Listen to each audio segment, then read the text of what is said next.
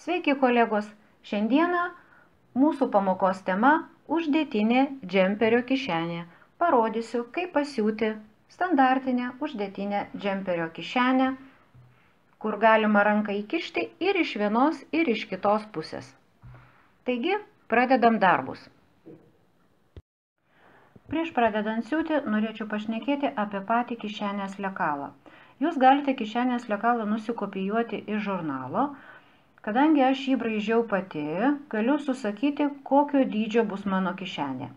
Kišenės ilgis apatinėje dalyje yra 34 cm, viršutinėje dalyje yra 17, aukštis 9 cm, kišenės anga yra 15,5 cm ir kišenės aukštis per vidurį yra 21,5 cm. Tiesiog aš tokios kišenės norėjau, tokią ją ir nusibraižiau. Gatavos kišenės kontūrai yra pas mane pažymėti punktyriniam linijom. Čia yra vidurio linija. Šita kišenė bus viena ant džemperio.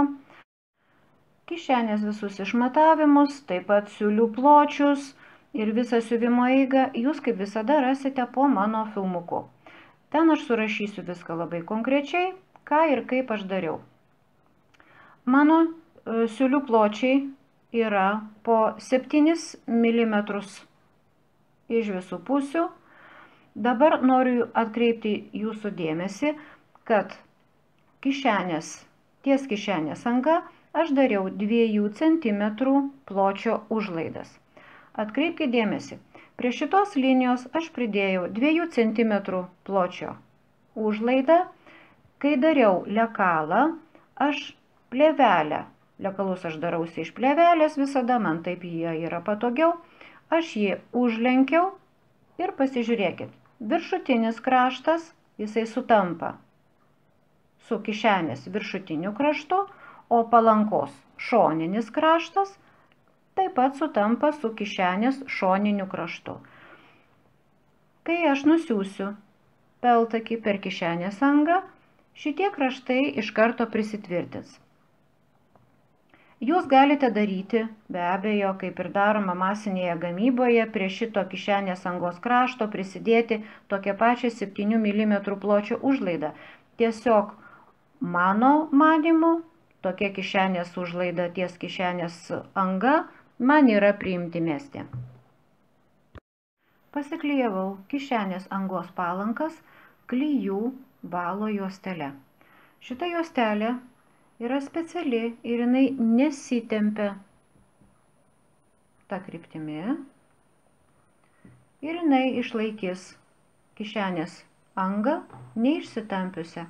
Atkreipkite dėmesį, kad juostelę aš pasiklijavau tiksliai pagal kišenės angos kraštą. Vieną ir kitą kraštą. Jeigu jūs neturite šiuo metu tokios klijinių valo juostelės, jūs galite ją laisvai išsikirpti iš savo klijinio įdėklo. Svarbiausia, reikia kirpti taip, kad juostelė nesitemptų išilgai ir kad jūsų kišenės anga bedėvint neišsitampytų. Kai kišenės angos palankos jau yra paklijuotos, mums reikia iš gerosios pusės apmėtyti kraštus ir pasižymėti kišenės angos lenkimo liniją. Jeigu jūs manęs paklausite, o kodėl būtinai iš gerosios pusės reikia apmėtyti, todėl, kad overlokas turi savo gerąją ir blogąją pusę. Kai mes prilyginsime angos palankas, kišenės angos palankas į blogąją pusę, jūs turite matyti overloko gerąją pusę.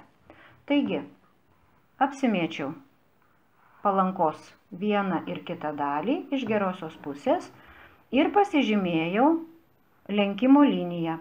Pas mane lenkimo linija pagal lekalą yra 2 cm. Jinai atitinka su viršutiniu ir apatiniu kampuku, žymiu su muilu ir prilyginsiu angos va šitą palanką į blogąją pusę. Po to prisidaikstysiu. Prisisegusi kraštus, ruošiuosi nupeltakiuoti kišenės angą. Mano peltakis bus 1,5 centimetro nuo krašto. Praktiškai tai jisai eina šalia overloko apmėtymo. Jūs galite arba sektis smeigtukais, arba, jeigu nesate labai įgudusios, tada prisidaikstykit, todėl kad siuvant pakankamai yra nedidelis palenkimo kraštas ir mašinos pėdelė gali jums tiesiog šitą kraštą nustumti. Tam, kad nereiktų ardyti ir nervuotis, geriausiai pasiruošti iš anksto. Pasididinau dygsnio dydį iki 3,5, kadangi tai bus apdailos peltakis, ir siūsiu 1,5 centimetro nuo krašto nuo kišenės angos. Pradžioje siuvimo ir pabaigoje būtinai reikia padaryti užtvirtinimus. Siūdami trikotažą nepamirškite pasikeisti adatos. Adata turėtų būti taip pat trikotažinė, todėl kad paprasta universali adata gali padaryti skylutes.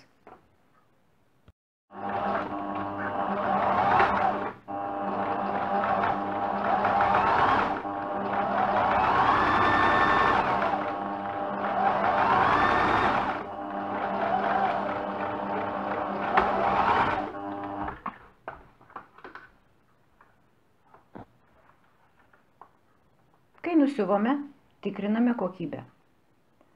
Nelabai matosi juodas trikotažas, juodas siūlas, bet galima matuoti su liniuote, galima žiūrėti iš akies. Svarbiausia, kad peltakis būtų tiesus ir visur vienodo pločio. Jeigu jisai netiesus, vadinasi, imam ardiklį, ardom, darom iš naujo.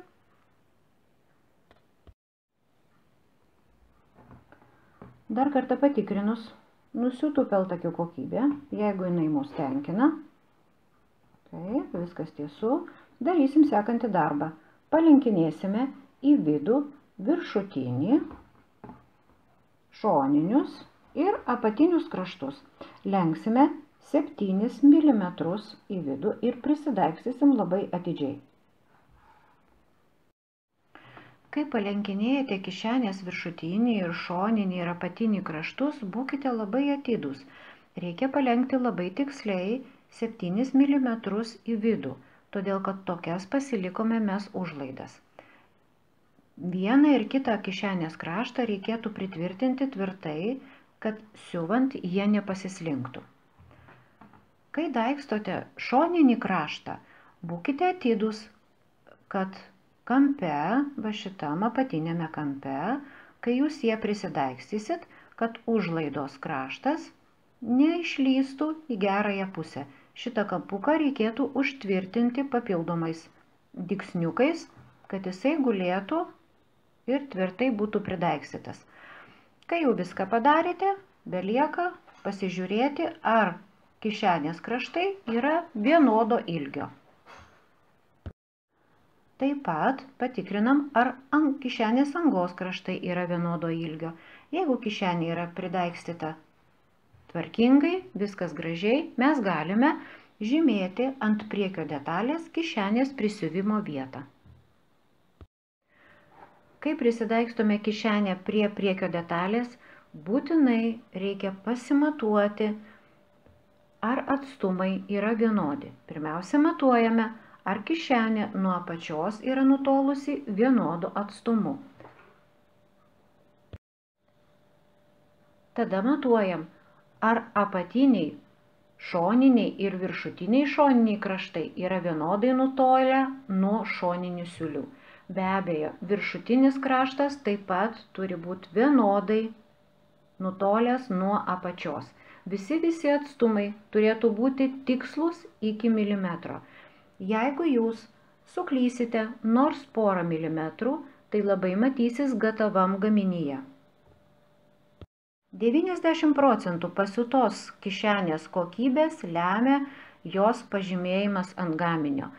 Taip, kad pasiteisinimas, kad greitai eisiu ir nesimatys, šičia negalioja. Jums reikėtų tai padaryti labai atidžiai. Aš pirmiausia prisisegiau segtukais. Manyčiau, jeigu jūs esate dar neįgūdę, rekomenduočiau tiesiog per visus kraštus, per kuriuos mes darysime peltakius, dar papildomai prisidaigstyti, kad kišenė gulėtų labai tvirtai, pritvirtinta prie priekio detalės. Kišenę pradedam siūti nuo viršutinio kampo. Siūsiu 3 mm atstumu nuo kišenės krašto. Pradėsiu, būtinai padarysiu užtvirtinimą ir važiuosiu iki kito kišenės krašto. Dabar kaip jums nusiūti tiesiai tuos 3 mm. Rekomenduočiau susirasti kažkokią tai žymą ant pėdelės ties kažkuriuo tai kraštu, kad jūs nusiūtumėte tiesiai. Nežiūrėkite į adatą, geriausiai orientuotis pagal pėdelės kraštą. Dygsnio dydis pas mane yra 3,5. Nusiuvus viršutinį kraštą, pasisukam ir siuvame šoninį kraštą. Apsiuvę šoninį kraštą, pirmiausia be abejo darom užtvirtinimą, tada nusiūsime iki kišenės kampo, nuleisim adatą, pakelsim pėdelę, pasisuksim ir važiuosim ties apatiniu kišenės kraštu iki kito šono. Privažiavę kito šono kampą, vėl nuleisim adatą, pakelsim pėdelę, pasisuksim ir atvažiuojame iki šoninio kito kišenės krašto. Čia taip pat padarysiu užtvirtinimą. Apsiūs aplink visą kišenę, jūsų laukia vienas iš įdomiausių darbų, tai yra peltakio kokybės tikrinimas. Pažiūrėkite atidžiai, kad tas peltakis visur būtų vienodo pločio, kad viskas būtų gražiai užsisiuvę, kad kampukai būtų gražiai prisiūti ir jeigu jūs kokybė tenkina, galite tada kišenę išlyginti. Prieš išlygindama aš mėgstu dar padaryti kišenės galuose tokius užtvirtinimus, kad jie tikrai neišplyštų. Aš juos darau nuo kišenės kampo statmenai iki va štai šito prasiūto peltakio. Tiesiog pradedu nuo kišenės kampo, važiuoju iki peltakio, tada nuleidžiu adatą, apsisuku, grįžtu ir toksai būna užtvirtinimas vienam viršutiniam ir apatiniam kampe. Tada kišenės šita vieta tikrai neišplyšta iš vieno ir kito kampo. Šitą galima daryti, šito galima nedaryti, čia yra jau jūsų pasirinkimas, be abejo aš tai padarysiu visuose 4 kampuose. Jeigu jūs nedarysite užtvirtinimo, jums belieka kišenę tik tai išlyginti ir darbas su kišene bus baigtas.